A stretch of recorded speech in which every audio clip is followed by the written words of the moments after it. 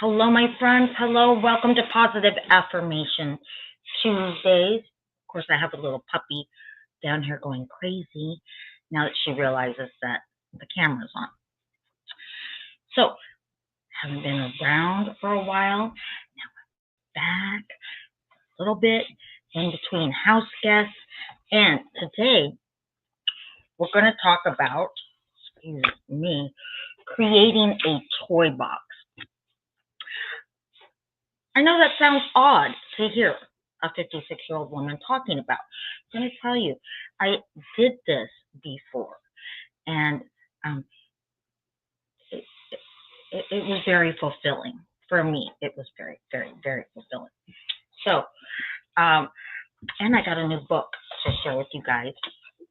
It's a year of positive thinking, daily inspiration, wisdom, and courage.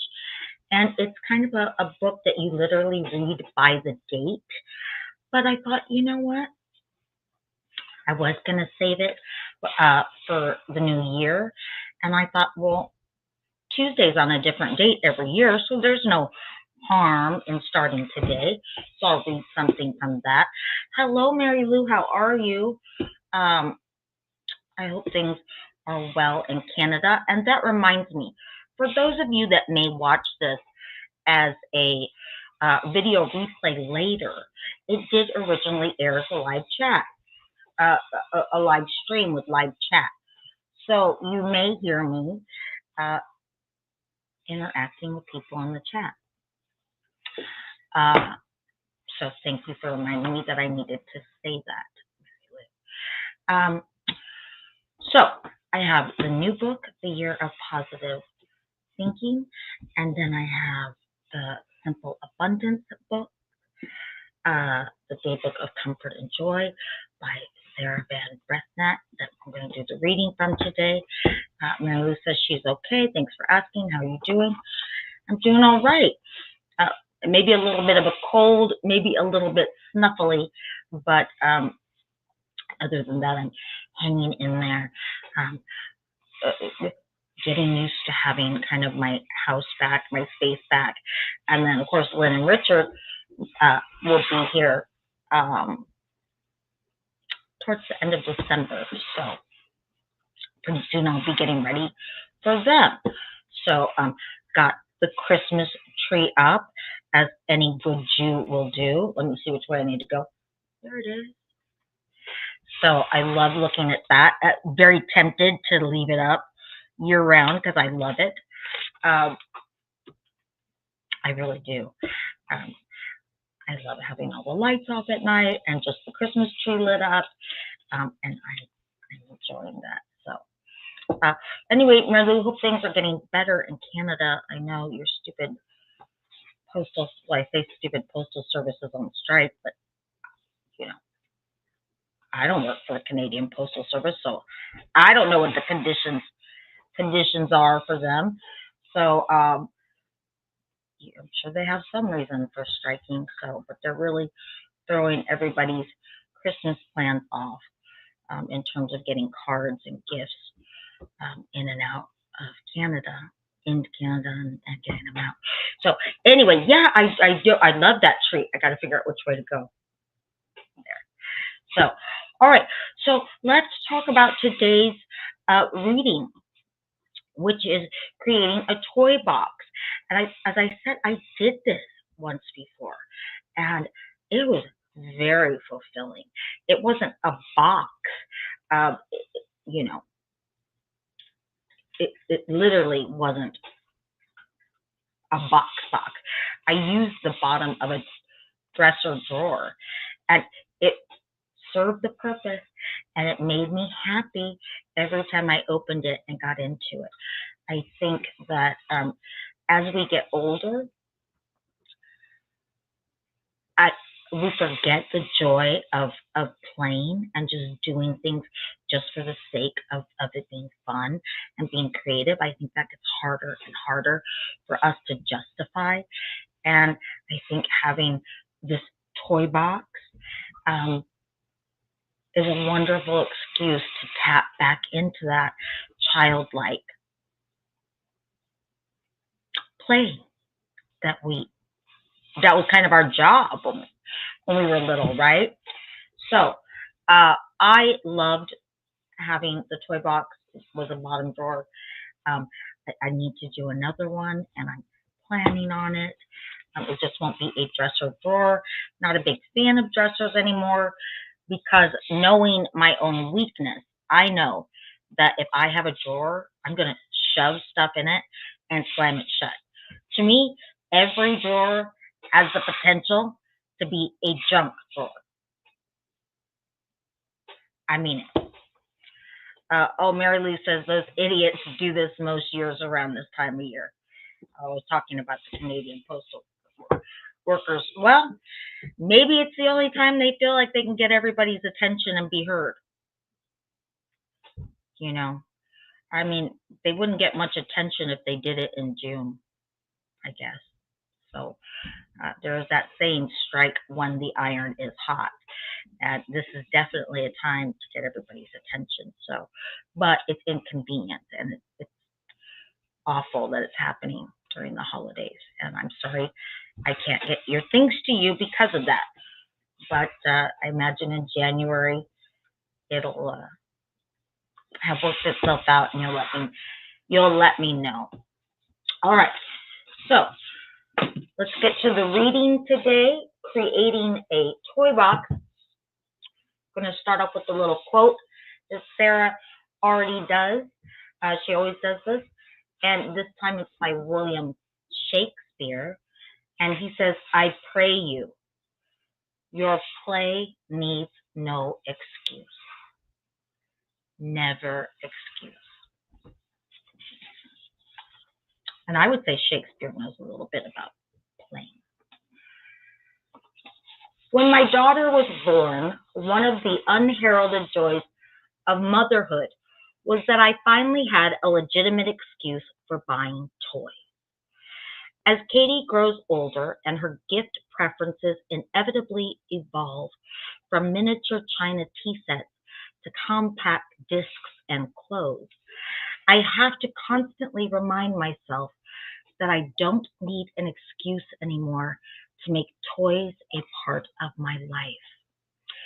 If I am to continue to grow as a human being and as an artist, it's imperative for me to respect the power of play.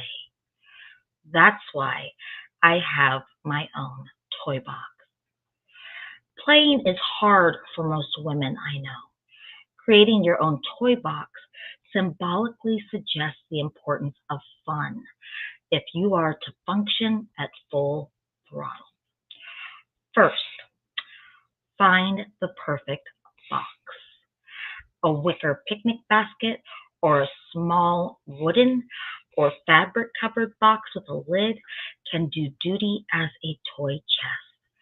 But the lid is the most important feature because what goes in there is your business.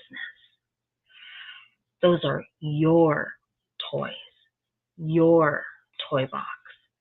Maybe you'll share, maybe you won't. Take it to your bedroom and put it high on a shelf in your closet. Close the door. Now, this week, plan a creative excursion to begin filling it. Take $10 and go to a well-stocked Five and Dime or a great stationery and gift shop.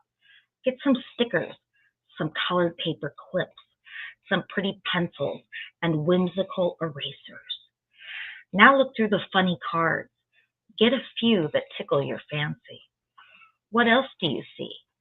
A milk jug in the shape of a cow, a string of chili pepper lights, a magic wand.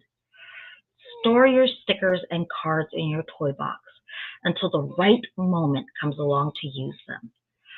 Place the paper clips and erasers on your desk at work.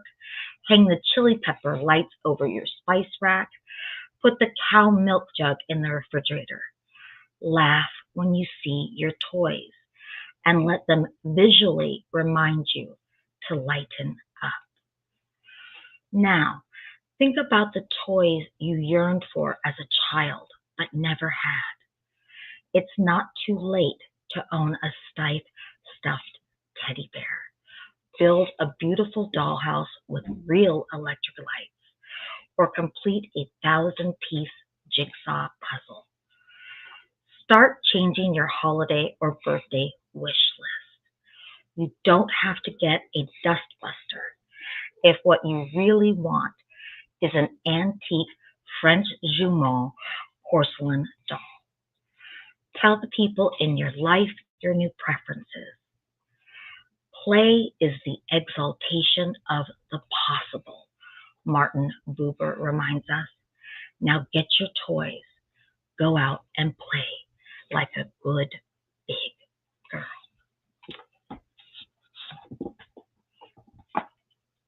I love that. It gives me goosebumps and chills, and it makes me excited, and it makes me think about the things I wanted as a child but I didn't have. I did always want to build a dollhouse with real electric lights. Would be cool. I don't know about a 1,000-piece jigsaw puzzle, but I have had it in my mind lately that I'd love to do a 3D jigsaw puzzle. I've always wanted to learn how to really master a yo-yo, right?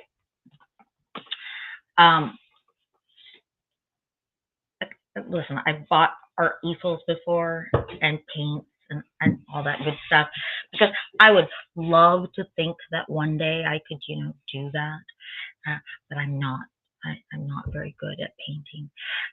But I love the idea of the stickers and the cards.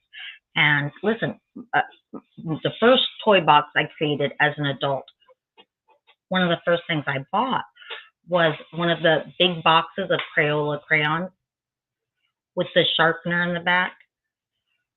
Of course, I had that many times over as a kid, right? It always made me happy. And I think because it was a big box of possibility, right? There was so much I could do. I loved paper dolls when I was a kid. I really loved making them myself. I loved, drawing their clothes and cutting them out, making little tabs to go on them. Sometimes I would take cardboard boxes and I would take the old Sears catalog. I was thinking about this last night. I'm like, God, they don't even have catalogs anymore. But when they had the big Sears catalog or the Toys R Us catalog would come around this time of year, I would always nab it and go through and cut things out to put in my cardboard box house for my paper dolls. And hours and hours and hours and hours of fun I had doing that. I love bubbles. I love blowing bubbles, So I think when I create my toy box this time around, I'm definitely going to get a big bottle of bubbles. And I want to get one of those big bubble trays with the wand that you go like this, and it makes the huge ones. And I'm definitely going to get a yo-yo. Definitely going to get another big box of Crayola crayons. Somewhere somebody sent me, because I love pirates, somebody sent me a coloring book, but it's all female pirates, wenches, and so that's going to go in there. A deck of cards, probably a couple decks of cards, because I always like to build the card houses. Maybe a small set of Legos, maybe a big set of Legos. I don't know. But I will tell you, when I had my toy box drawer before in my 30s, I had great fun filling it up and putting things in there. And they don't have to be necessarily that expensive. A lot of the things I'm talking about, well, not the big box of Crayola, but the yo-yo and decks of cards and things like that I can find at Dollar Tree, right? Stickers, if I feel like stickers. So I'm telling you, you'll love it if they're, I don't know if you always wanted to master a yo-yo like I did, but when you buy that yo-yo for yourself as an adult and you put it in a drawer with a bunch of other fun stuff, you're gonna feel joyful. So I'm getting more snuffly as we're going along. So, what do you guys think of that idea? Do you even think it's something that you would give yourself permission to do? Would you give yourself permission to play, to buy the yo-yo, to buy the jigsaw puzzle? To would you take the time to sit and do it, just for the joy of it, just for the challenge of it, just to master something that you always wanted to do? Mary Lou says for sure you won't regret it. And I even think in mine, I'm trying to remember everything I had in it. I even think that, like, if I went to thrift stores or Walmart and I found really fun, like, cookie cutters, really cool cookie cutter shapes, I would buy those because, like, what kid didn't like baking cookies in shapes and then decorating them? So I think I even had stuff like that. Stickers, that you can put on your nails after you paint them, cute barrettes, just fun stuff. But you have to embrace it and know that it's something that you're doing for yourself, for the joy of it, for the pleasure of it, for that inner child that we all still have inside of us, right? We all still have a little kid in there somewhere, right? I won't indulge my inner child like with skateboarding or roller skating anymore like I did before, because now I'm older and I don't want to break a hip. But I can definitely indulge in the Legos, or I'm really fascinated by this idea of doing a 3D house and maybe a dollhouse one day. I don't know. Those dollhouses can get really expensive. They are no joke, I can tell you that. So I'm going to move on to this read, only because I'm really snuffly, and when I'm like that, I have a kind of a little hard time breathing with this trach cap on. And when I take it off, it's a lot easier for me to breathe. So I'm going to kind of keep it short and sweet today. But I did want to share something out of this cute little new book that I got by Cindy Spiegel is her name, A Year of Positive Thinking. So I will leave you with this, and I will also put up our gal, because we always like to see our gal. Okay, so the reading for today is a mantra for happiness.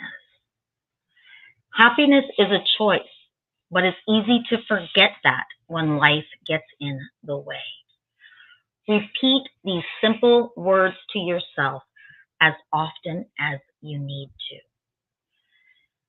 Even among the craziness of life, my life is pretty damn sweet. I choose to be happy. That's it. That's the mantra. You can rephrase it any way you want, but kind of like the positive affirmations, you have to say stuff, kind of fake it till you make it, say it until it becomes like a muscle memory, until it becomes the positive things become the first thing you think of instead of the negative things. I'll repeat the words again. Even among the craziness of life, my life is pretty damn sweet, and I choose to be happy. Okay, I'm going to leave you with that. I know it's short today, but like I said, I'm a little snuffly. I still choose to be happy, but I'm a little snuffly. And I hope that you got some good ideas from today. And I will see you. I don't know if I'll see you in the next 2 weeks. You'll just have to look on the calendar and see. Because then Lynn and Richard will be here. And you know, the holidays are coming. So I do have a bunch of projects that I need to finish. A bunch of gifts and things for people. So I will see you when I see you. And until I see you, never let anyone dull your sparkle, including you. Thank you, my friend. I will see you again